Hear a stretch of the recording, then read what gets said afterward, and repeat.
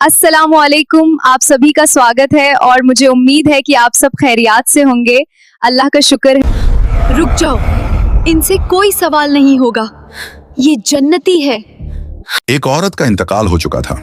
लोग उसे कब्रिस्तान ले गए और मिट्टी देकर वापस लौट आए। कब्र की मिट्टी अभी भी गीली और ताजा थी। थोड़ी ही देर बीती थी कि अचानक उसकी कब्र में दो फरिश्ते उतरे। उनके उतरते ही जमीन हिलने लगी। उनके कदमों की भारी आहट सुनकर वह औरत बुरी तरह डर गई। उसका बदन कांपने लगा, सांसें तेज हो गईं। फरिश्तों ने बेहद सख्त आवाज में कहा, अब तुझसे सवाल होंगे, तेरे हर अमल का हिसाब लिया जाएगा। यह सुनते ही औरत का दिल और जोर से धड़कने लगा। कब्र की तंगी, अंधेरा और डर, सब कुछ उसके लिए सहन से बाहर हो रहा था। उसे लगा जैसे सांस भी रुक जाएगी। तभी अचानक कब्र के अंदर एक अजीब सी रोशनी फैल गई।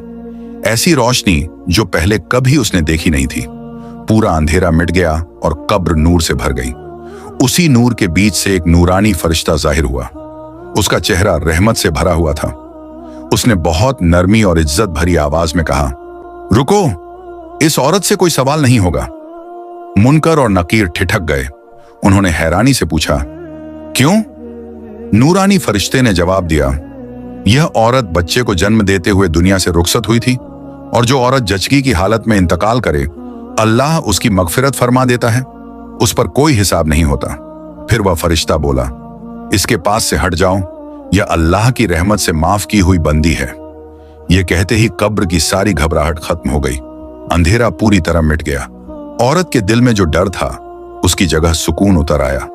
उसकी सांसें सामान्य हो गईं और उसे ऐसा लगा जैसे अल्लाह ने उसे अपनी पनाह में ले लिया हो।